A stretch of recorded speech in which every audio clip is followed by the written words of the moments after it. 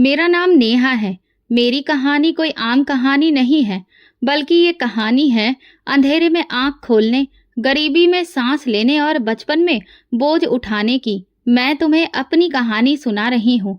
वो कहानी जो मेरे बचपन के कच्चे आंगन से शुरू होती है। मैं अपनी माँ के साथ एक किराए के कमरे में रहती थी। एक ऐसा कमरा जिसकी दीवारों में नमी बसी हुई थी और छत पर बारिश में हमारे साथ वो रोती थी। मेरे पापा का देहांत अपनी 6 साल की उम्र में मैंने देखा। इतनी छोटी थी कि मैं शायद पूरी तरह से ये समझ भी ना पाऊं कि मौत क्या होती है। बस इतना जानती थी कि जो चेहरा मैं हर रोज देखा करती थी, वो एक दिन हमेशा के लिए आंख बंद करके चला गया था। पापा की मौत के बाद माँ ने दुनिया के सामने अपने आंसू छुपाए। उन्होंने हमारे छोटे से वजूद को सहारा दिया और हर रोज किसी न किसी के घर बर्तन धोने, पोछा लगाने और कपड़े धोने चली जाती थी। उनके हाथ अक्सर फट जाते थे, उंगलियों में छाले पड़ जाते थे, लेकिन वो एक दिन भी नहीं रुकी। उन्होंने अपनी सांसों में मेरे लिए हिम्मत भर ली थी। एक दिन मैंने माँ से पूछा, माँ मैं भी स्कूल जाऊं? उन्होंने मेरे बालों पर हाथ फेर कर कहा, बेटा स्कूल की फीस भला कहाँ से आएगी? किताबें, ड्रेस, जूते सब कुछ होना चाहिए स्कूल के लिए।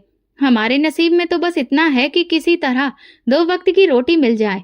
मुझे उनकी आंखों में छुपी हुई शर्मिंदगी नजर आई, जैसे वो खुद को कसूरवार समझती हो कि मैं पढ़ नहीं सकती। लेकिन सच्चाई ये थी कि हमारे नसीब में कुछ भी आसान नहीं लिखा था। जहां वो काम करती थी, वहां से कभी 3,000 तो कभी 4,000 महीने के मिलते। महीना खत्म होने से पहले ही अक्सर पैसे खत्म हो जाते थे। कभी चावल उधार आता तो कभी बिना तेल के ही खाना पकाया जाता था। जब मैं थोड़ी सी बड़ी हुई, लगभग 10 साल की, तो माँ के साथ 2 घरों में मैं भी जाने लगी। माँ कहती थी, कम से कम तुम्हें कुछ सीखने को तो मिलेगा। मैं सीखना चाहती थी बहुत कुछ, लेकिन शायद किस्मत को तो कुछ और ही मंजूर था। जहां भी गई 2 दिन बाद बस ये कहकर निकाल दिया गया कि ये बच्ची कोई काम ढंग से नहीं करती है, बल्कि ये चीजें तोड़ देती है, बात भी नहीं सुनती है। मैं बात सुनती थी, लेकिन मेरे हाथ छोटे थे, शरीर नाजुक था और वक्त मेरे खिलाफ चल रहा था। एक घर की मालकिन ने तो सीधा कह दिया, बच्ची है, ये काम के लायक नहीं है, इसे किसी और जगह भेज दो। माँ चुपचाप सुनती रही। उनकी नजर मेरे चेहरे से हटकर जमीन में चली गई। मुझे अंदाजा हुआ कि मेरे नाकाम होने से माँ का दिल कितना टूट जाता है। मैंने उनके चेहरे पर वो दुख देखा जो उन्होंने कभी जुबान से नहीं कहा था। अक्सर ऐसा होता कि रात को माँ मेरे पास बैठकर कहती, नेहा हम कभी अमीर नहीं होंगे, लेकिन हमें ईमानदार बन के रहना है। जिंदगी जितनी कठोर हो, हिम्मत नहीं हारनी है। मैं उनकी बात सुनती, लेकिन अंदर ही अंदर सोचती कि हम कितनी देर तक और हिम्मत कर पाएंगे। कब तक हम दूसरों के दरवाजे पर जाते रहेंगे? कब हमारे नसीब में भी कुछ अच्छा होगा? गर्मियों की एक रात थी, बिजली भी नहीं आ रही थी। मैं और माँ मिट्टी के फर्श पर चारपाई डालकर लेटे हुए थे। माँ की सांस भारी लग रही थी। मैंने उनके माथे को छुआ तो वो पसीने से भीगा था। माँ आप ठीक तो हैं? मैंने उनसे पूछा। उन्होंने जबरदस्ती मुस्कुराने की कोशिश की। बस थोड़ी सी थकान लग रही है, कल ठीक हो जाऊंगी। लेकिन वो कल कभी भी बेहतर होकर नहीं आया। धीरे धीरे माँ की तबीयत खराब होती जा रही थी। एक दिन मैंने उनके हाथ पकड़कर कहा, माँ मुझे भी काम पर ले चलिए, मैं धीरे धीरे सीख जाऊंगी, मेहनत करूंगी। उन्होंने मेरे हाथ जोर से पकड़े, जैसे मैं उनके हाथों से निकल जाऊंगी। तुम मेरा सहारा हो नेहा, अगर तुम्हें कुछ हो गया तो मैं क्या करूंगी? लेकिन मजबूत तो मैं बनना चाहती थी, इसलिए अगले दिन माँ के मना करने के बावजूद भी मैं एक और घर में आ गई। वहां काम मांगा, 2 दिन काम करवाया और वहां तीसरे दिन दरवाजे से बाहर निकाल दिया गया। छोटी उम्र है अभी तुम्हारी, अभी तुम्हें खेलने के दिन है, ना कि काम पर जाने के, वो कहने लगी। मैंने दिल में सोचा कि मेरे नसीब में खेल कहाँ है। मैं कहाँ खेलती थी, मैं तो बस जीती थी, वो भी रोज अपनी माँ की सांसों की डोर के साथ। माँ के साथ साथ उनकी सांसें उखड़ने लगती। शुरू के हफ्ते में पहले उन्हें बुखार होता, फिर अक्सर उनकी तबीयत और खराब होती, और फिर ऐसा वक्त भी आया कि वो चूल्हा जलाते जलाते ही एक तरफ गिर गईं। मैं भागकर उनके पास गई। माँ आप ठीक तो हैं? उनके हल्के से उन्होंने सिर हिलाया, जैसे कह रही हो हाँ मैं ठीक हूँ, लेकिन उनकी आंखों में कमजोरी साफ दिख रही थी। उसी दिन से कुछ बदलने लगा। जो माँ कभी दिन के 10-10 घरों में काम करती थी, अब 1-2 घर का भी काम पूरा नहीं कर पा रही थी। उनका शरीर हर वक्त भारी, जैसे किसी ने सारा खून निचोड़ लिया हो। खांसी भी अब लगातार आती रहती थी। मैंने उन्हें डॉक्टर के पास ले जाने की कोशिश की, लेकिन हमारे पास इतने पैसे नहीं थे। माँ ने कंबल ओढ़कर कहा, 2 दिन आराम करूंगी तो सब ठीक हो जाएगा। लेकिन वो 2 दिन 2 हफ्ते बन गए और हफ्ते महीने में बदल गए। घर में चूल्हा अभी तक छोड़ छोड़ कर जल रहा था। मैं दिन में यहाँ वहाँ घूम रही थी, कभी किसी के खेत में सब्जी की तलाश में, तो कभी किसी दुकान पर बसी हुई रोटी मांगने के लिए। कुछ दिन भीख की रोटी भी मिली, लेकिन फिर वो भी बंद हो गई। एक दिन पड़ोस की मौसी के घर गई, दरवाजा खटखटाया। वो जब बाहर आई तो मैंने धीरे से कहा, मौसी, माँ के लिए थोड़ा सा दूध अगर मिल जाता, उन्हें बहुत कमजोरी हो रही है। उन्होंने मेरी तरफ देखकर कहा, नेहा, हम भी किसी के आश्रय पर हैं, रोज रोज कुछ भी देना हमारे बस में नहीं है। फिर दरवाजा बंद कर दिया। मैं चुपचाप लौट आई, हाथ खाली और दिल में दरार। वो मौसी जिन्होंने माँ के साथ बैठकर कई बरसों तक नाश्ता किया, जिनकी बीमारी में माँ ने उनकी सेवा की थी, आज जरूरत पड़ने पर उन्होंने मुंह फेर लिया था। माँ का चेहरा अब सफेद सा पड़ने लगा था।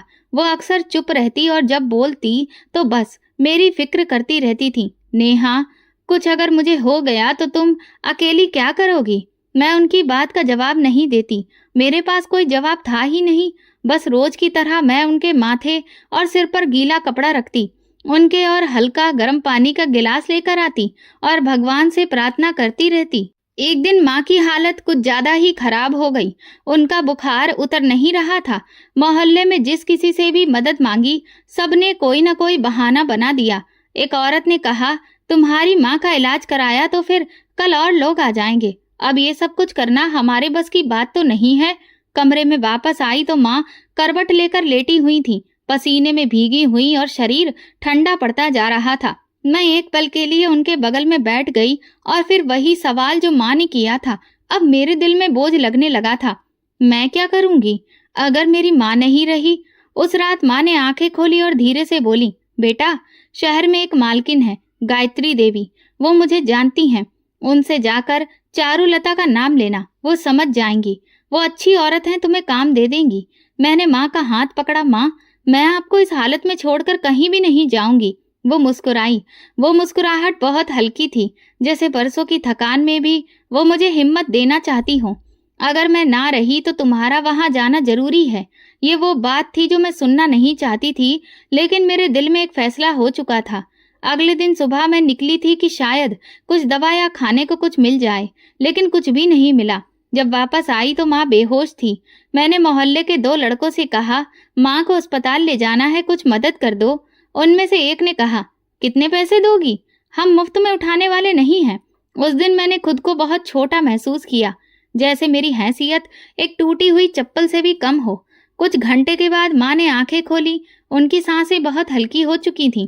मैंने कहा, माँ, आप कुछ मत बोलिए, मैं हूं ना आपके साथ। लेकिन उनकी आंखों में एक सुकून आ गया था, एक अजीब सी खामोशी। उन्होंने मेरी उंगली पकड़ी और अगले ही लम्हे उनकी आंखें बंद हो गईं। उनकी उंगली की पकड़ ढीली पड़ गई थी। मोहल्ले वाले अगले दिन आए। अर्थी उठी। 2-3 औरतों ने रोते हुए कहा, चारुलता बहुत अच्छी औरत थी, बहुत काम की थी। किसी ने नहीं पूछा कि अब मैं कहाँ जाऊंगी। माँ की चिता के पास बैठकर मैं बहुत देर तक कुछ भी नहीं बोली, बस चुपचाप उनकी चिता की तरफ देखती रही और दिल में ये फैसला कर लिया कि मैं शहर जाऊंगी, गायत्री देवी को ढूंढूंगी। मैं अब यहाँ एक दिन भी नहीं रह सकती। रात को अपने 2 पुराने सूट एक थैली में डाले और माँ की 2 दवा की शीशियां वो भी रख ली, एक पुरानी तस्वीर और एक छोटी सी भजन की किताब और माँ की आवाज जो बस दिल में थी। सुबह होते ही मैं रिक्शा स्टैंड की तरफ निकली। माँ की निशानी दिल में और शहर का पता, वही पता जो माँ के पुराने सामान से निकला था। रिक्शा चलने लगा, गांव पीछे रह गया। खेत, नालियां, नीम के पेड़, सब कुछ छूटता जा रहा था। फिर मैं बस में बैठी। बस जब शहर में दाखिल हुई तो सब तरफ शोर, गाड़ियों की आवाज, लोग, दुकानें, सब कुछ अलग दिख रहा था। मैं खिड़की से बाहर देख रही थी। माँ ने शहर की कहानी सुनाई थी, लेकिन ये इतना बड़ा और इतना तेज शहर होगा, ये मुझे अंदाजा नहीं था। तकरीबन 1 घंटे के बाद बस एक बड़े बंगले के सामने आकर रुकी। मैं थोड़ी देर खड़ी रही। दीवारें ऊंची थी, गेट लोहे का था, ऊपर सोने के जैसा कटाव। दिल में बहुत घबराहट हो रही थी। एक जगह मेरे लिए नहीं थी। गेट पर एक चौकीदार खड़ा था, उसके सर पर टोपी थी और हाथ में लाठी। मैंने धीरे से कहा, मुझे गायत्री देवी से मिलना है। चौकीदार ने घूर कर देखा। तुम कौन हो? मैंने कहा, मैं नेहा, चारुलता की बेटी। वो उनकी नौकरानी थी। वो कुछ देर चुप रहा, फिर गेट खोलकर अंदर चला गया। मैं वहीं पर खड़ी रही। दिल की धड़कन तेज हो चुकी थी। 5 मिनट बाद वो वापस आया और बोला, मालकिन बुला रही हैं। मैं अंदर गई तो जैसे किसी और ही दुनिया में आ गई थी। दीवारें ऐसी लग रही थी जैसे सोने की बनी हो। दीवारों पर काफी सारी तस्वीरें थीं। हर कोने से खुशबू आ रही थी। मैं दरवाजे पर जूते उतारकर अंदर गई। मालकिन लॉन्ज में सोफे पर बैठी थी। वो ठीक ठाक उम्र की औरत थी, कपड़े साफ सुथरे और चेहरे पर नमी। उन्होंने मुझे आते ही ध्यान से देखा। नेहा, उन्होंने सवाल किया। मैंने सर हिलाया। जी मालकिन, मैं चारुलता की बेटी हूँ। माँ इस दुनिया में नहीं रही है। ये सुनते ही उन्होंने आंखें बंद कर ली और फिर उठकर मेरे पास आईं। मेरे सर पर हाथ रखकर बोली, भगवान तुम्हें सब्र दे। तुम्हारी माँ बहुत अच्छी औरत थी। तुम यहाँ रहो, इस घर में तुम्हें कोई दिक्कत नहीं होगी। मैंने झुककर उन्हें नमस्ते किया। पहली बार किसी ने मुझे ऐसी तसल्ली से देखा था। मालकिन ने चौकीदार को बुलाया। इसको गेस्ट रूम दिखाओ, इसका सामान रखवाओ। कमरा देखकर तो मैं हैरान रह गई थी। सफेद चादरें, लकड़ी का पलंग, शीशा, छोटी सी अलमारी, ये सब कुछ मेरे सपनों से भी बड़ा था। शाम को मालकिन ने मुझे अपने साथ खाना खाने को कहा।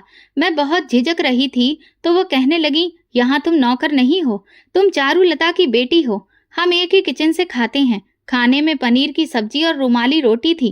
पहली बार मैंने ऐसी रोटी खाई थी। वो बार बार मेरी तरफ पानी का गिलास बढ़ा देती।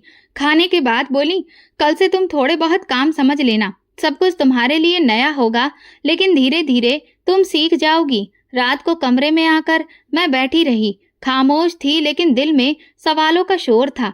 माँ की पहचान की थी ये औरत, लेकिन इतनी नरम दिल, इतना बड़ा घर। वो तो कह रही थी कि बस काम करवाएंगी। सुबह सुबह ही दरवाजे पर दस्तक हुई तो मेरी आंख खुली। कमरा सुकून से भरा हुआ था। बाहर से धूप की हल्की किरणें अंदर आ रही थीं। ऐसा नजारा मैंने पहले कभी नहीं देखा था, ना ही ऐसी सुबह। दरवाजे पर खड़ी हुई औरत बोली, मालकिन ने कहा है कि नाश्ता करके लॉन्ज में आ जाना। मैंने धीरे से सर हिलाया और दरवाजा बंद कर लिया। बेड के साथ रखी हुई टेबल पर एक सफेद रंग का सूट रखा हुआ था और उस पर एक कागज भी था जिस पर लिखा था, ये तुम्हारे लिए। मैंने कपड़े छूकर देखे, बड़े ही महंगे लग रहे थे। दिल में कहीं जानती थी कि इन सब चीजों पर मेरा अधिकार कैसे बनता है, लेकिन मालकिन के चेहरे की नरमी याद आती तो दिल मान जाता था। नाश्ता करने के बाद मैं जैसे ही लॉन्ज में पहुंची, मालकिन सोफे पर बैठी हुई थी। हाथ में किताब थी और सामने कॉफी का मग। मुझे देखकर मुस्कुराई। ये कपड़े तुम्हें कैसे लगे? मैंने कहा, बहुत अच्छे, पर मैं आपसे कुछ भी नहीं मांगती हूँ। मैं नजर झुकाकर जवाब दिया, कुछ चीजें मांगी नहीं जाती, दी जाती हैं। तुम मेहमान नहीं हो, लेकिन तुम्हारी जगह इस घर में है। तुम चारुलता की बेटी हो, ये कभी भूलना मत। उनके लहजे में एक अजीब सा ठहराव था, जैसे वो सब कुछ पहले ही तय कर चुकी हो। उस दिन उन्होंने मुझे घर के कुछ खास हिस्सों के बारे में आराम से बताया। सामने का लॉन्ज सिर्फ मेहमानों के लिए था। दाएं तरफ छोटा सा ऑफिस और पीछे की तरफ एक छोटा सा किचन। आंगन में थोड़ी बहुत घास थी जिसमें एक झूला लगा हुआ था और गार्डन में रंग बिरंगे फूल थे। ये कोई साधारण बंगला नहीं था। हर चीज अपनी जगह पर साफ सुथरी और सजी हुई थी। मैं खामोशी से देखती जा रही थी। ये जो दीवार के पार दूसरा पोर्शन है, वहाँ कोई नहीं रहता, बस कभी कभी वहाँ सफाई होती है। उन्होंने इशारा करते हुए कहा। शाम को मालकिन ने मुझे सबसे अपनी नौकरानी के तौर पर नहीं, बल्कि एक खास इंसान के तौर पर सबसे मिलवाया।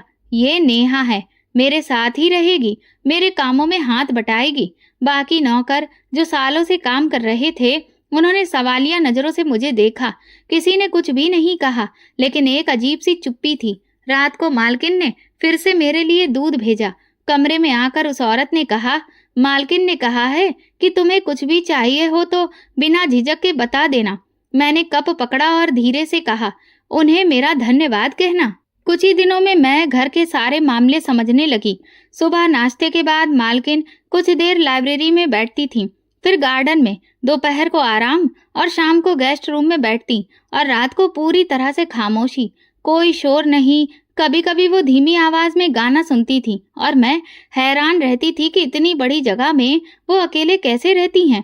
एक दिन उन्होंने मुझे बाजार ले जाने के लिए कहा। गाड़ी में बैठी तो मैं रास्ता देखती रही। शहर के महंगे इलाके की सड़क, शीशे की दुकानें और महंगे कपड़ों में लोग। मुझे ऐसा लगा जैसे मैं किसी और ही दुनिया में आ गई हूँ। मालकिन ने एक कपड़ों की दुकान के सामने अपनी गाड़ी रुकवाई। नेहा, तुम्हारे लिए कुछ लेना है? मैंने तुरंत कहा, मेरे पास सब कुछ है मालकिन, आपको मेरे लिए कुछ भी लेने की जरूरत नहीं है। वो मुस्कुराकर बोली, किसी को इज्जत देना जरूरत नहीं होती है। तुम इन कपड़ों में खुद को अच्छा महसूस करोगी। और मुझे फिर दुकान के अंदर लेकर गई। उन्होंने मेरे लिए 2 सूट लिए। वो दोनों बहुत ही महंगे लग रहे थे। दुकानदार ने कीमत बताई तो मेरे हाथ कांपने लगे। मालकिन ने चुपचाप पैसे दिए और बाहर निकल आईं। घर वापस आकर मैं वो कपड़े देर तक देखती रही। मुझे माँ याद आ गई। वो अगर होती तो कहती, देखो किस्मत भी कभी अचानक पलट जाती है। कुछ दिनों के बाद मालकिन ने मुझे एक कमरे से दूसरे कमरे में कुछ फाइलें ले जाने को कहा। मैंने वो काम अच्छे से किया तो वो बोली, तुम सीखने वाली लड़की हो, मुझे तुमसे उम्मीद है। मैं कुछ देर खामोश रही, लेकिन फिर हिम्मत करके बोली, मालकिन आप मुझे इतना सब कुछ क्यों दे रही हैं? मैं तो सिर्फ एक मजदूर की बेटी हूँ। उन्होंने मेरी तरफ देखा जैसे कुछ पल के लिए वो कहीं अतीत में खो गई हो। कई बातें वक्त आने पर ही समझ में आती हैं। फिलहाल तुम अपना ख्याल रखो। उस दिन के बाद से उन्होंने मुझे घर के हिसाब किताब में भी शामिल करना शुरू कर दिया था। छोटे मोटे फैसलों में मेरी राय ली जाती। मैं हैरान थी लेकिन खुश भी। घर का दिन एक खास रूटीन के साथ गुजरने लगा था। सुबह की चाय, दोपहर का सुकून, शाम की रोशनी और रात की खामोशी। गायत्री देवी जैसे हर लम्हे में मेरे साथ थी। वो बहुत कम बोलती थी, लेकिन जब बात करती तो शब्द दिल में उतरते चले जाते थे। मैं उनके करीब थी, लेकिन फिर भी कुछ दूरियां बाकी थीं।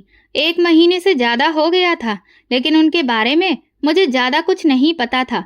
कभी कभी ऐसा लगता था जैसे वो मुझे कुछ बताना चाहती हैं, लेकिन खुद ही रुक जाती हैं। वो जब गार्डन में बैठती तो उनकी आंखें कहीं दूर देख रही होती। मैं सामने बैठी होती, लेकिन उनकी नजर शायद अतीत में कहीं रुकी होती। एक दिन दोपहर को वो खुद मेरे कमरे में आईं। उनके हाथ में 2 नए कपड़े थे। ये तुम्हारे लिए हैं। कल मैं कुछ मेहमानों को बुला रही हूँ, तुम भी साथ में बैठना। मैंने हैरत से पूछा, मैं? मेहमानों के बीच? उन्होंने सिर हिलाया। हाँ, तुम इस घर का हिस्सा हो, अनजान नहीं हो। फिर कुछ पलों के लिए खामोशी रही। फिर वो बोली, मैं चाहती हूँ कि लोग तुम्हें उस नज़र से देखें जैसे मैं देखती हूँ। मेहमान आए तो वाकई में माहौल बदल गया। 2 औरतें, एक आदमी और 2 छोटे बच्चे। सब ने मुझसे बहुत ही अच्छे तरीके से बात की। मालकिन ने मेरी उनसे पहचान करवाई और कहा, ये नेहा है, मेरे साथ रहती है, मेरी बेटी की जैसी है। ये बात सुनकर एक औरत ने कहा, बेटी तुम तो बहुत ही खूबसूरत है आपकी। मालकिन ने मुस्कुराकर मेरी तरफ देखा, जैसे कोई माँ अपनी बेटी पर गर्व कर रही हो। उन पलों में मैं ये भी भूल गई थी कि मैं कभी एक छोटे से गांव की पथरीली जमीन पर माँ के साथ बैठकर रोटी खाती थी। लेकिन कुछ सवाल ऐसे होते हैं जो हर खुशी के लम्हे में मन के कोने से झांकने लगते हैं। उनके चेहरे की उदासी, उनकी आंखों की नमी, उनके कमरे का अकेलापन। इतना बड़ा बंगला, इतना बड़ा दिल कोई और नहीं है। एक दिन मैंने हिम्मत करके पूछ लिया। वो सोफे पर बैठी हुई थी, अखबार उनकी गोद में था और मैं सामने बैठकर उनके कपड़ों में बटन लगा रही थी। मैंने नजर नीचे रखकर कहा, मालकिन आपके घर में कोई और नहीं रहता है?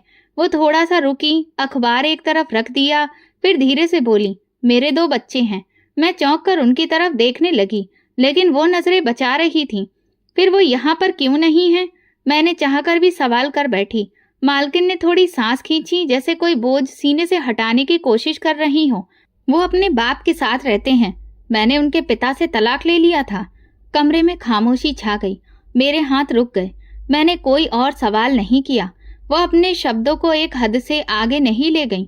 थोड़ी देर बाद वो खुद ही बोली, जिंदगी में कुछ फैसले ऐसे होते हैं जिनके अंजाम हमें खुद नहीं पता होते। बच्चों को बाप के पास छोड़ देना कोई एहसान नहीं था, लेकिन शायद जरूरी था। मैंने उनके चेहरे को ध्यान से देखा। उनकी आंखें अखबार के कोने में अटकी हुई थीं, जैसे वहां कोई जवाब छुपा हो।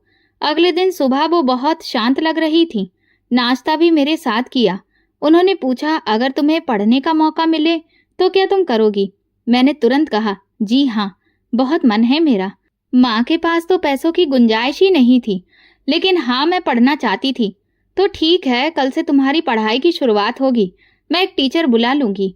वो बोली तो मैं हैरान रह गई। लेकिन आपने मेरी बात का भरोसा कैसे कर लिया? मैंने पूछा। तुम्हारी आंखों में जो सपने हैं वो झूठ नहीं हो सकते। उनके लहजे में साफ नरमी और भरोसा था। गायत्री देवी का व्यवहार मेरे लिए किसी चमत्कार से कम नहीं था। वो मेरे हर काम को शरारत नहीं, हर कमी को नरमी से समझा देती। उनका ये व्यवहार मेरे लिए अजनबी था, लेकिन अब धीरे धीरे ये सब मेरी आदत बनती जा रही थी। मैं अक्सर सोचती थी कि ये एक ऐसी औरत जो खुद अकेली हैं, वो दूसरों के लिए इतनी नरम कैसे हो सकती हैं। मैंने कई औरतें देखी थी जो तलाक के बाद दुनिया से कट जाती हैं या फिर बहुत ही कठोर हो जाती हैं, लेकिन गायत्री देवी में अजीब सी नरमी थी। शायद ये उनके अंदर के खालीपन को छुपाने का तरीका था। हर नया दिन मेरे लिए पहले से कुछ अलग होता जा रहा था। गायत्री देवी के साथ रहते हुए जो बदलाव आया था वो सिर्फ बाहर के कपड़ों या कमरों तक ही सीमित नहीं था, बल्कि दिल के अंदर भी कुछ बदलने लगा था। एक तसल्ली, एक सुकून, जैसे बरसों की भाग दौड़ के बाद अब मेरे कदम किसी नरम जमीन पर रुक गए थे। गायत्री देवी का अंदाज रोजमर्रा के मामलों में भी कुछ ऐसा था कि वो बार बार मुझे अपनी माँ की याद दिलाती रहती थी। फर्क सिर्फ इतना था कि माँ ने मुझे गरीबी में पाला था और ये औरत मुझे अमीरी में मेरी परवरिश कर रही थी। एक दिन दोपहर को मैं किताब लेकर आंगन में बैठी थी। वो लॉन की कुर्सी पर बैठी थी और हाथ में कुछ सिलाई का सामान था। मैंने उन्हें देखा और पूछा, मालकिन, आप खुद अपने कपड़ों पर काम करती हैं? उन्होंने मुस्कुराकर जवाब दिया, कभी कभी दिल करता है हाथ चलाने का। खाली बैठकर क्या सोचूं? मैं किताब बंद करके उनके पास गई। ये आपने मुझे जो किताबें दी हैं, इनमें से एक में औरतों की कहानियां थीं। सबने बहुत दुख झेले, लेकिन आपकी जैसी औरत की कहानी नहीं थी जो दूसरों का दुख बुनती है। उन्होंने सिलाई रोक कर मेरी तरफ देखा। हर औरत की अपनी कहानी होती है। कुछ कहानियां लिखी जाती हैं, कुछ बस जली जाती हैं। कभी कभी उनके अंदाज से महसूस होता जैसे वो मेरा अतीत भुला देना चाहती हो, जैसे वो चाहती हो कि मैं एक नई जिंदगी की बुनियाद पर अपनी पहचान बनाऊं। लेकिन मैंने कभी भी खुद को उस घर की मालकिन नहीं समझा और ना ही उनका व्यवहार मुझे नौकरानी जैसा महसूस होने देता था। ना बेटी होने का बोझ डालता था। एक बीच की जगह थी, ना जो खाली थी ना पूरी थी। मालकिन ने मुझसे कभी सवाल नहीं किया, ना मेरे अतीत को कुरेदने की कोशिश की, ना मुझे ये याद दिलाया कि मैं कहाँ से आई हूँ। उनकी ये खामोशी मेरे लिए सबसे बड़ा सहारा बन गई थी। अगले दिन वो बाजार से मेरे लिए जूते लेकर आईं। तुम्हारे पैर में पुराने जूते हैं, चलते वक्त आवाज करते हैं, ये पहन लो। मैंने वो जूते हाथ में लिए और धीरे से कहा, आप हर बात कैसे समझ लेती हैं? वो बोली, जिसने जिंदगी को अंदर से देखा हो वो दूसरों की तकलीफों को बाहर से पहचान लेता है। शायद सच में हर इंसान का नसीब सिर्फ गरीबी या खुशहाली ही नहीं, बल्कि लोगों से भी जुड़ा होता है जो उनके रास्ते में आते हैं। गायत्री देवी मेरी जिंदगी में ऐसा किरदार बन चुकी थी जिनकी मौजूदगी किसी सपने के जैसी थी, लेकिन कदम बर कदम सच्चाई छू रही थी। घर अब मेरे लिए अजनबी नहीं रहा था, लेकिन कुछ हिस्से अभी भी ऐसे थे जहां खामोशी किसी अंधे के सपने की तरह छुपी हुई थी। गायत्री देवी का व्यवहार हमेशा की तरह एक जैसा था, लेकिन कुछ दिनों से उनकी आंखों में एक अजीब सी थकान नजर आने लगी थी। सुबह वो गार्डन में काम जाती थी, शाम को चाय अक्सर काम करती थी और रात का वक्त ज्यादातर अपने कमरे में गुजरता था। एक रात कमरे में नींद नहीं आ रही थी, पंखे की आवाज में भी सुकून नहीं था। प्यास लगी तो मैं पानी लेने के लिए किचन की तरफ गई। रास्ते में मालकिन के कमरे से हल्की सी आवाज सुनाई दी। दरवाजा पूरी तरह से बंद नहीं था। मैं बिना आवाज किए धीरे से उनके पास पहुंची तो अंदर से किसी के रोने की घुटी घुटी आवाज आ रही थी। मैं रुक गई, दिल धड़कने लगा। दरवाजे की कोर से जाकर देखा तो मालकिन भगवान के आगे हाथ जोड़कर बैठी थी। उनका दुपट्टा सिर पर था और आंखों से आंसू लगातार बह रहे थे। उनकी आवाज साफ सुनाई देने लगी, हे भगवान, मुझे माफ कर दो। मैंने नेहा पर जुल्म किया है। मैंने उसकी माँ से वो छीन लिया जो उसका अधिकार था। हे भगवान, मैंने उस बच्ची को नौकर बनाकर रखा जिससे मालकिन होना चाहिए था। मेरे हाथ में पकड़ा हुआ गिलास जैसे जमीन में गिरते गिरते बचा। कदम वहीं जम गए थे। मालकिन ने मेरा नाम लिया था, उन्होंने खुद को मुजरिम कहा था, लेकिन आखिर किस बात का जुल्म और कौन सा अधिकार? मैं चुपचाप पलट कर आ गई, किचन से पानी लिया और कमरे में वापस आकर दरवाजा बंद कर लिया। नींद आंखों से कोसों दूर थी। दिल में अजीब सा शोर उठ रहा था। अब तक गायत्री देवी का व्यवहार मेरे साथ माँ जैसा रहा था, फिर ये माँ रात में रोना, ये माफी मांगना, ये भगवान को इस तरह से पुकारना, ये सब क्या था? सुबह हुई तो उनकी आंखें सूजी हुई थीं, जैसे पूरी रात जाग रही हो। उन्होंने हमेशा की तरह मुस्कुराकर मुझे देखा। मैंने भी उन्हें मुस्कुराकर जवाब दिया, लेकिन अंदर से सब कुछ बदल चुका था। दिन भर मैं उनसे बात तो करती रही, लेकिन दिल में सवाल उठ रहे थे। कई बार उनके पास जाकर पूछना चाहती थी कि उन्होंने रात को ऐसा क्यों कहा, लेकिन मेरी हिम्मत नहीं हुई। कुछ सवाल इतने भारी होते हैं कि जुबान साथ नहीं देती। कमरे में जाकर दोबारा सोचा, क्या ये मुमकिन है कि इस बंगले और मेरा कोई रिश्ता है? क्या यहाँ पर मेरा होना कोई इत्तेफाक नहीं है? गायत्री देवी ने जो शब्द रात को कहे, क्या कहीं वो सच तो नहीं छुपा रहे हैं? दोपहर को वो सोफे पर लेटी हुई थी और किताब पढ़ रही थी। मैं उनके सामने बैठकर सफाई के बारे में पूछने लगी, जैसे रोज की बात हो, तो उन्होंने सर हिलाकर कहा, किचन आज शाम को धो देना और पिछले पोर्शन की सफाई कल कर देना। मैं कुछ देर उनके अंदाज को देखती रही। एक पल को चाहा कि उनका हाथ पकड़कर पूछ लूं, कौन सा जुल्म किया है आपने मेरे साथ? लेकिन मेरे मुंह से कुछ भी नहीं निकला। रात को फिर वैसी ही खामोशी थी। इस बार मैं जानबूझकर देर तक जागी। मालकिन के कमरे की रोशनी देर तक जलती रही। दरवाजा बंद था, लेकिन अंदर की खामोशी में वही पुकार थी और वही गिड़गिड़ाने की आवाज सुनाई दे रही थी जो पिछली रात मैं सुन चुकी थी। मैं फिर से इस उलझन में जा फंसी। गायत्री देवी तो वो औरत थी जिन्होंने मुझे इज्जत दी, मेरे लिए कपड़े खरीदे, मेरी पढ़ाई के बारे में सोचा, माँ की तरह प्यार दिया।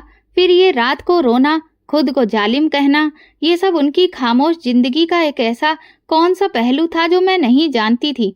कुछ दिन इसी कशमकश में गुजरे। मालकिन अभी भी वही थी, वही नरम, वही मेहरबान, लेकिन मैं बदल गई थी। दिल में अब एक सवाल बार बार जन्म लेता, लेकिन उसका जवाब कहीं भी नहीं था। एक शाम मैंने उनके लिए चाय बनाई, लेकर लॉन में आई तो वो कुछ सोच रही थी। मैंने कप टेबल पर रखा तो वो चौंक गई। नेहा, क्या तुम कुछ कहना चाहती हो? मैंने उनकी तरफ देखा, आंखों में सवालों का बोझ लिए, लेकिन फिर पलकें झुका ली। नहीं मालकिन, कुछ भी नहीं। उन्होंने थोड़ी देर सोचने के बाद कहा, कभी कभी हम जो कुछ कहना चाहते हैं वो सिर्फ वक्त समझता है। जब वक्त आएगा तो सब खुद ही साफ हो जाएगा। ये बात शायद इत्तेफाक से कही गई थी, लेकिन इसने मेरे दिल पर गहरी छाप छोड़ी। उसी वक्त मैंने सोचा कि गायत्री देवी कोई मामूली औरत नहीं है। उनके अंदर एक कहानी छुपी हुई है जो अभी तक वो अपनी जुबान पर नहीं लाई हैं, और मैं शायद इस कहानी का हिस्सा हूँ, जिसका एक टुकड़ा मैंने रात की पुकार में सुन लिया था, लेकिन बाकी पन्ने अभी भी बंद हैं। पता नहीं वो पन्ने कब खुलेंगे। कुछ दिनों में उनका रूटीन बदलने लगा। सुबह जल्दी उठना कम हो गया था। दिन भर वो कमरे में बंद रहने लगी थी। घर के नौकर भी अब उलझन में थे, लेकिन किसी में इतनी हिम्मत नहीं थी कि उनसे पूछे कि सब ठीक है ना। एक शाम उन्होंने मुझे अपने पास बुलाकर कहा, नेहा, कल घर में कोई काम नहीं करवाना, बस सब कुछ सुकून से रहे। मैंने पूछा, आपकी तबीयत तो ठीक है? वो खामोश हो गई। कुछ पल बाद धीरे से बोली, बस दिल चाहता है कल कुछ भी ना हो, सिर्फ खामोशी हो। उनकी ये बात मामूली नहीं थी। मैं उनका लहजा पहचानने लगी थी। वो कुछ छुपा रही थी या शायद कुछ तय कर चुकी थी, लेकिन फिर भी मैंने कुछ भी नहीं पूछा। रात को देर तक उनके कमरे की लाइट जलती रही। मैं कई बार जाग कर देखती रही। अंदर से कभी आहट आती तो कभी पूरी खामोशी छा जाती। फिर एक वक्त ऐसा आया जब लाइट बंद हो गई, जैसे किसी ने दिल का बोझ भी समेट लिया हो। सुबह दरवाजा खटखटाने पर कोई जवाब नहीं आया। मैंने 2 बार दस्तक दी, फिर चौकीदार को आवाज दी। हम दोनों ही दरवाजा खोलकर अंदर गए। मालकिन अपने बिस्तर पर लेटी हुई थी। चादर उनके शरीर पर पड़ी थी और चेहरे पर पूरी तरह से सुकून था। आंखें बंद, होठों पर हल्की सी मुस्कान। चौकीदार ने हाथ लगाकर देखा, फिर पीछे हट गया। नेहा, मालकिन तो अब नहीं रही। मेरा दम घुटने लगा। मैं उनके पैरों के पास बैठ गई। मालकिन, उठ जाइए, चाय तैयार है, आपको देर हो रही है। मेरी आवाज खुद मुझे अनजान लग रही थी, लेकिन वो नहीं जगी। खबर पूरे घर में फैल गई। नौकरानियों की सिसकियां, बाकी सबकी बातें और मेरे दिल का सुन्न हो जाना, सब जैसे एक ही लम्हे में हो गया। शहर में कुछ जानने वालों को जानकारी दी गई। उनका पुराना वकील, कुछ पुराने नौकर और 2 लोग जिन्होंने हमेशा अपने से दूर रखा उन्होंने आज उनकी अंतिम यात्रा में शामिल होने आए थे। उनके बच्चे, मैं उन दोनों को पहली बार देखा था। चेहरे पर वही भाव था जो कि मालकिन के चेहरे पर था, लेकिन आंखों में अजनबीपन था। लड़की की उम्र लगभग 15 साल थी और लड़का शायद 16 या 17 का। वो दोनों खामोश खड़े रहे, ना किसी से बात करना, ना कोई सवाल। अंतिम यात्रा बड़े ही अच्छे तरीके से हुई। लोगों ने उनकी अच्छाइयों की गवाही दी और मैं सबको सुनकर सोचती रही कि ये वही औरत जो इतनी खामोश थी, इतनी प्रार्थनाएं करती थी, वो क्यों इतनी तड़पती रही? कौन सा राज था जो उनके आखिरी लम्हे तक उन्हें बेचैन करता रहा? रात को कमरे में आकर मैंने उनके बिस्तर की चादर ठीक की, उनका तकिया ठीक से रखा और उनकी आखिरी पहनी हुई चप्पल एक कोने में रखी। अलमारी खोली तो अंदर एक डायरी थी। हाथ कांपने लगे, अभी खोलने की हिम्मत नहीं थी। मेरी नजर खिड़की से बाहर लॉन पर पड़ी। वहां झूला हिल रहा था, हवा से या शायद किसी अंदर के एहसास से। गायत्री देवी चली गई, लेकिन उनके जाने के बाद खामोशी एक नई आवाज बन गई थी। अब उस घर में सिर्फ मैं थी और वो राज जो अभी तक पूरा खुला नहीं था। मालकिन के मरने के अगले दिन ही बंगले की हवा पूरी तरह से बदली हुई थी। आंगन में कुर्सियां लगाई गई थीं, बरामदे में मेहमानों के लिए चाय का बंदोबस्त किया गया था और अंदर ड्राइंग रूम में कुछ चेहरे बिल्कुल नए लग रहे थे, जिन्हें उस घर की दहलीज ने बरसों तक देखा नहीं था। मैं लॉन के एक तरफ बैठी थी, जहां मालकिन अक्सर शाम की चाय पीती थी। उनका वो खास सफेद रंग का कप अभी भी ट्रे में रखा हुआ था, जिसे कल रात से किसी ने नहीं हटाया था। दोपहर होते ही 2 गाड़ियां गेट के बाहर आकर रुकी। एक में वही लड़का और लड़की उतरे जिन्हें कल मैंने देखा था। उनके साथ एक ठीक ठाक उम्र का आदमी भी था, जिसके कपड़े साफ सुथरे थे। चौकीदार ने बताया कि ये वकील साहब हैं, मालकिन के पुराने जान पहचान के। सब लोग ड्राइंग रूम में जमा हो गए। मैं दरवाजे के पास मौजूद सोफे पर बैठ गई। मेरी मौजूदगी पर किसी ने भी ऐतराज नहीं किया, शायद इसलिए क्योंकि मालकिन के आखिरी दिनों में मैं उनके सबसे करीब रहने वाली इंसान थी। वकील साहब ने एक लिफाफा खोला और सारे कागज निकालकर टेबल पर रखे। उनके शब्द नपे तुले थे।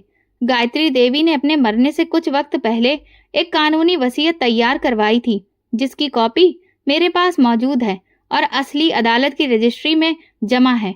कमरे में हल्की सी बातें हुई। मालकिन के बेटे ने तुरंत कहा, हम जानते हैं, वो शायद कुछ पैसे दान में देना चाहती होंगी, लेकिन जायदाद पर तो हमारा हक है। वकील ने नजर उठाकर लड़के की तरफ देखा। आप साफ सुन लीजिए कि उन्होंने क्या फैसला किया है। फिर उन्होंने तेज आवाज में वसीयत पढ़नी शुरू की, हर शब्द साफ। मैं गायत्री देवी अपने पूरे होशो हवास में ये ऐलान करती हूँ कि मेरी जायदाद में मौजूद सारी संपत्ति। फिर वकील ने एक पल रुककर मेरी तरफ देखा, फिर दोबारा पढ़ना शुरू किया। मेरी इच्छा के मुताबिक नेहा के नाम पर की जाती है, जो मेरे साथ काफी दिनों से रह रही थी। उसने मेरी सेवा की और जिसके साथ मैं चाहती थी कि उसकी माफी मिलने के लिए ये जरूरी है। मेरे बच्चे मेरे इस फैसले के बारे में कुछ भी नहीं जानते हैं, लेकिन ये मेरा आखिरी फैसला है। कमरे में जैसे खामोशी का बोझ आ गया। मालकिन की बेटी ने हैरत से वकील की तरफ देखा। क्या मतलब? नेहा? कौन नेहा? वो नौकरानी? वकील ने अपने अंदाज में कहा। जी वही। गायत्री देवी ने अपने सारे कागजों पर दस्तखत किए हैं। बेटे ने कुर्सी से उठकर कहा, यह धोखा है। हमारी माँ कभी भी ऐसा फैसला नहीं कर सकती। फैसला उन्होंने पूरे होश में किया है और उस पर 2 गवाहों के दस्तखत भी मौजूद हैं। अगर आप चाहें तो अदालत जा सकते हैं, लेकिन इसका नतीजा नहीं बदलेगा। वकील का अंदाज पूरी तरह से पेशेवर था। मैं अपनी जगह पत्थर बनी खड़ी रही। मेरा दिल तेज से धड़क रहा था, लेकिन जुबान पर खामोशी थी। ये वो लम्हा था जिसे मैंने कभी सपने में भी नहीं सोचा था।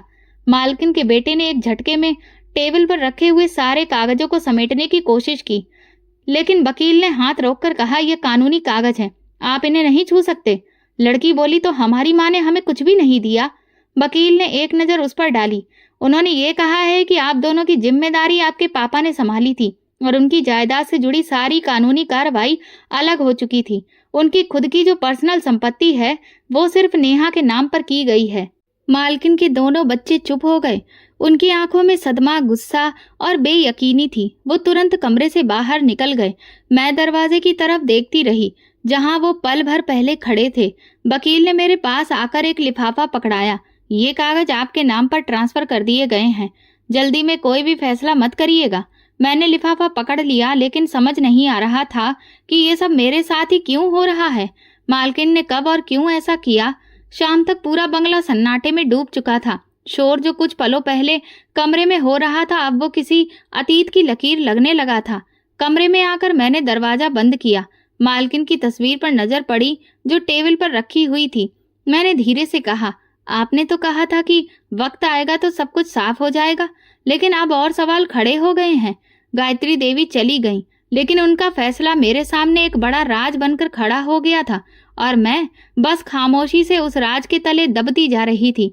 मालकिन की मौत और उनकी वसीयत की घोषणा को कुछ दिन बीत चुके थे, लेकिन बंगले की हवा अभी भी भारी लग रही थी।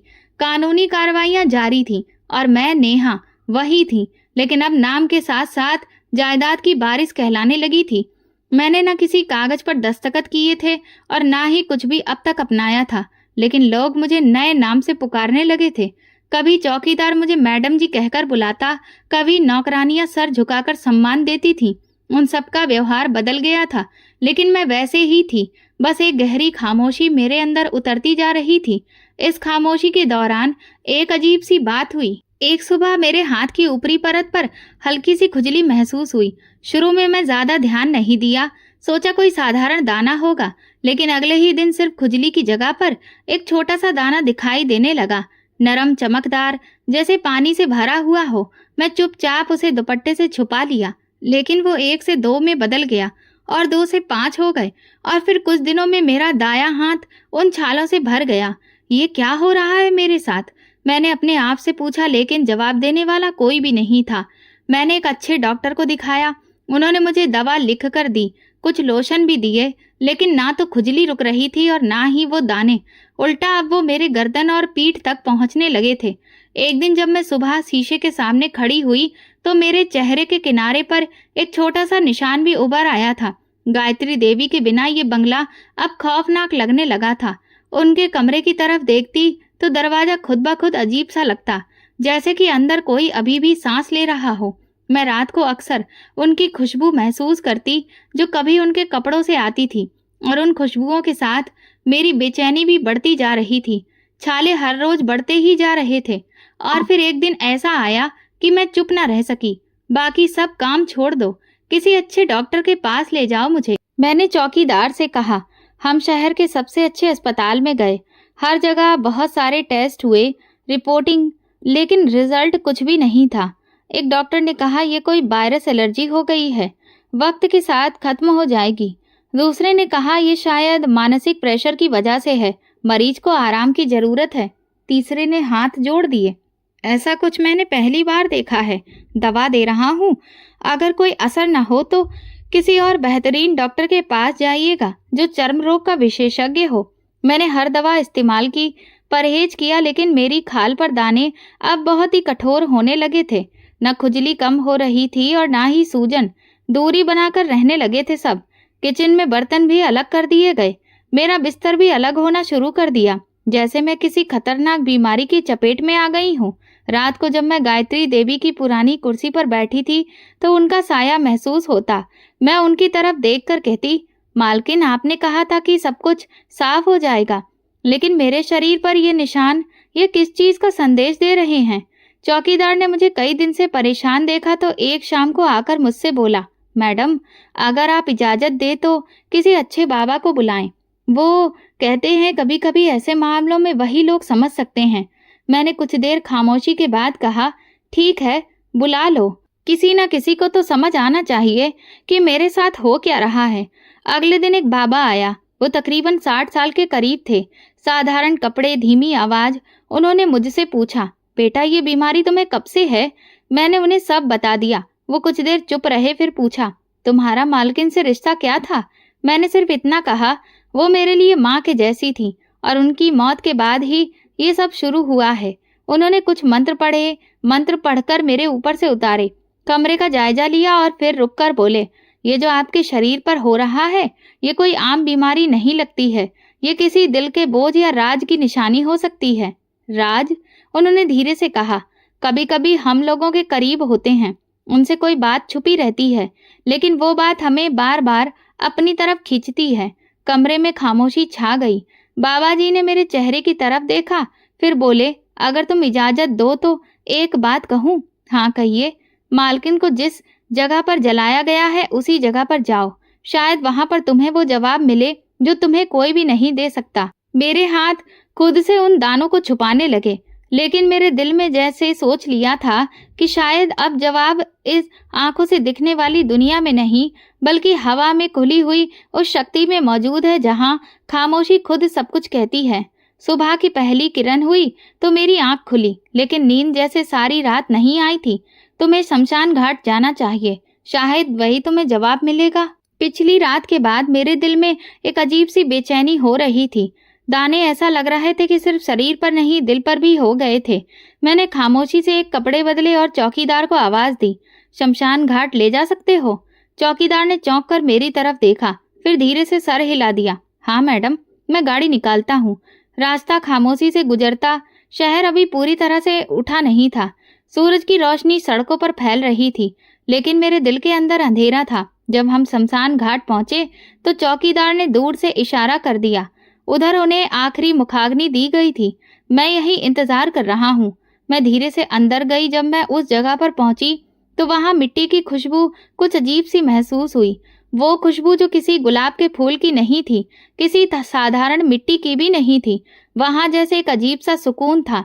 मैं वहीं पर बैठ गई, दोनों हाथों से मिट्टी को छुआ। मिट्टी नरम थी। मैंने धीरे से कहा, मालकिन, मैं आ गई, आपकी नेहा।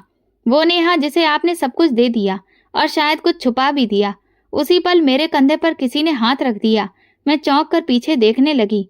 एक अजनबी आदमी खड़ा था, ठीक ठाक कदकाठी, सफेद कपड़े, चेहरा गंभीर, लेकिन नजरों में कुछ अपनापन, जैसे कि वो मुझे जानता हो। आप कौन हैं? मैंने थोड़ा दूर होते हुए पूछा। वो धीरे से बोले, मैं गायत्री देवी का पति हूँ। मेरे कदम वहीं रुक गए। कुछ लम्हों तक मैं कुछ बोल न पाई। आप? लेकिन मालकिन ने कहा था कि आपसे तो उनका तलाक हो गया है। उन्होंने एक लंबी सांस ली। नहीं, तलाक कभी भी नहीं हुआ था। वो खुद ही वो घर छोड़कर चली गई थी, अपने भाई के पास। मेरी आंखों में हैरत थी। क्यों? ये बंगला जिसमें तुम रहती हो, वो गायत्री देवी का नहीं, उसके भाई का था। मेरे हाथ कांपने लगे। मैं जमीन पर बैठ गई, जैसे सुनने के लिए तैयार हो रही थी। गायत्री का भाई बहुत अच्छा इंसान था। उसने अपनी मेहनत से ये घर बनाया था। उसकी एक बेटी थी और एक पत्नी थी, लेकिन अचानक उसकी मौत हो गई और फिर गायत्री ने उन दोनों को उस घर से निकाल दिया। मैंने करहा कर कहा, बेटी? कौन? उन्होंने कुछ देर मुझे देखा, फिर बोले, वो बेटी तुम हो नेहा। तुम्हारी माँ चारुलता गायत्री की भाभी थी। तुम इस घर की असली वारिस हो। मेरे दिल की धड़कन एक लम्हे के लिए रुक गई। जब गायत्री ने भाई के कागजों को बदलवा दिया था और ज्यादातर संपत्ति अपने नाम कर ली थी, तब तुम सिर्फ 2 महीने की थी। तुम्हारी माँ को उसने बेइज्जत करके घर से निकाल दिया था और तुम अपनी माँ की गोद में गांव चली गई। मेरे होंठ सूख गए, जुबान साथ छोड़ गई। मैं कुछ बोलना चाहती थी, लेकिन आवाज नहीं निकली।